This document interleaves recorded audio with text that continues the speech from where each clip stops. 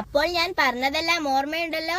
നാളെ വരുമ്പോൾ എല്ലാവരും PN പണിക്കരുടെ ജീവചരിത്രം എഴുതി കൊണ്ടുവരണം.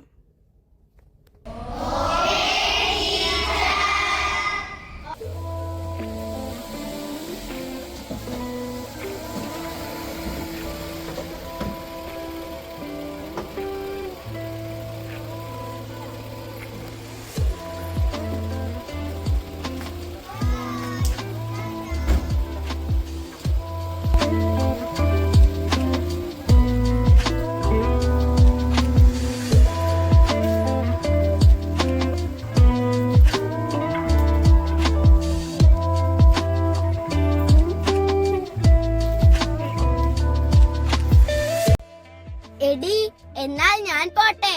ഓക്കെ, എങ്കിൽ നമുക്ക് നാളെ കാണാം. പിന്നെ ടീച്ചർ പറഞ്ഞ PN പണിക്കരുടെ കാര്യം മറക്കേണ്ട കേട്ടോ. ഇല്ലടി, എനിക്ക് ഓർമ്മയുണ്ട്.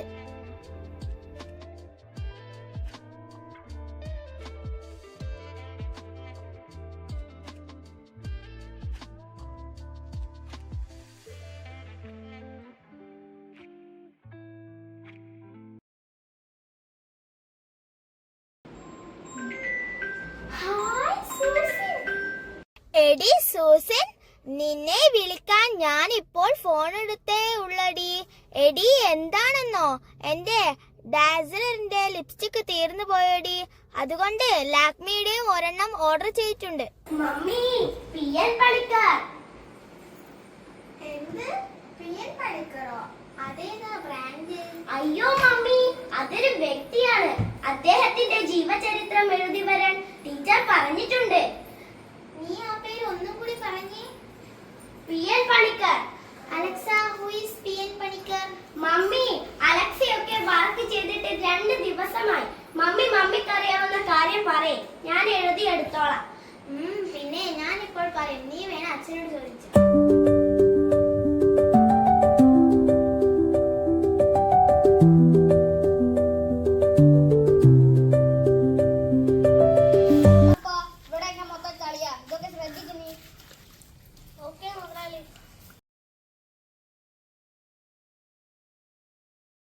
ഹലോ രഘുവട്ട, എന്തൊക്കെയുണ്ട് വിശേഷങ്ങൾ? ഈ പാവങ്ങളെയൊക്കെ മറന്നോ? നിന്നെയൊക്കെ മറന്നിട്ട് നമുക്കൊരു കളിയുണ്ടോടാ മോനെ. ഞാൻ വിളിച്ചത് എന്താണെന്ന് വെച്ചാൽ, നിന്റെ വീടിന്റെ മാർബിൾ ഏത് കടയിൽ നിന്നാണ് വാങ്ങിയത്? രഘുവേട്ട, മാർബിൾ ഒക്കെ വാങ്ങുന്നുണ്ടെങ്കിൽ ഇറ്റാലിയൻ മാർബിൾ തന്നെ നോക്കി വാങ്ങണം. ഞാൻ ഇതൊക്കെ ഇറ്റലിയിൽ നിന്ന് നേരിട്ട് ഇറക്കുമതി ചെയ്തതാ. അച്ഛാ, എനിക്ക് PN പണിക്കരെ കുറിച്ച് ഒന്ന് പറഞ്ഞു തരാമോ? ഈ കോൺട്രാക്ടർ KG പണിക്കറെ എനിക്കറിയാം. ഈ PN പണിക്കർ ആരാ? എടാ മോനെ, തുടച്ചതൊക്കെ മതി, മഴ വരുന്നുണ്ട്. നീ ഉണക്കാനിട്ട വിറകൊക്കെ എടുത്തു വച്ചേ. വെടിവെക്കടാ, വെടിവെക്ക്. അവനെ വെറുതെ വിടരുത്, വെടിവെക്ക്. ചേട്ടാ, എനിക്ക് PN പണിക്കരെ കുറിച്ച് ഒന്ന് പറഞ്ഞു തരാമോ? ഓ, ഇതെന്റെ സ്കൂളിലെ ടീച്ചർ പറയുന്നത് കേട്ടു. But I am really sorry my dear sister. എനിക്ക് കുറച്ചു പേരെ കൂടെ കൊല്ലാനുണ്ട്. വാടാ, ആ മരത്തിന്റെ പുറകിൽ ആരോ ഒളിച്ചിരിക്കുന്നുണ്ട്. അവനെ വെടിവെക്കണം.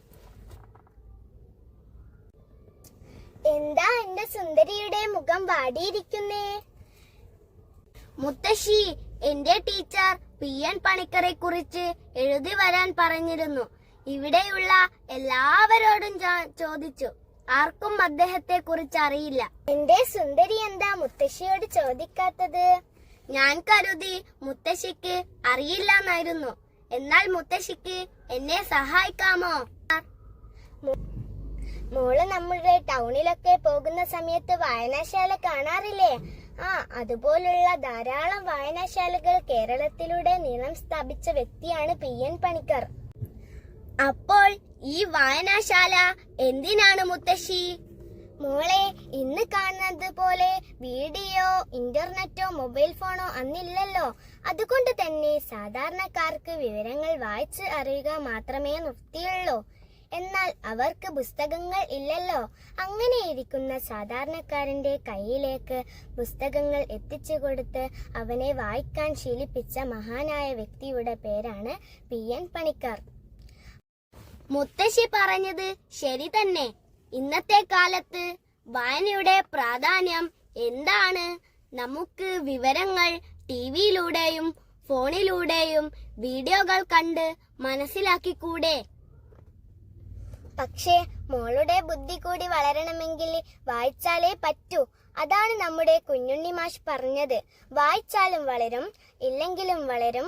വായിച്ചാൽ വിളയും, അല്ലെങ്കിൽ വളയും. മോൾക്ക് വിളയണോ അതോ വളയണോ? എനിക്കൊന്ന് വിളഞ്ഞാൽ മതി മുത്തശ്ശി. ഉമ്മ മിടുക്കി.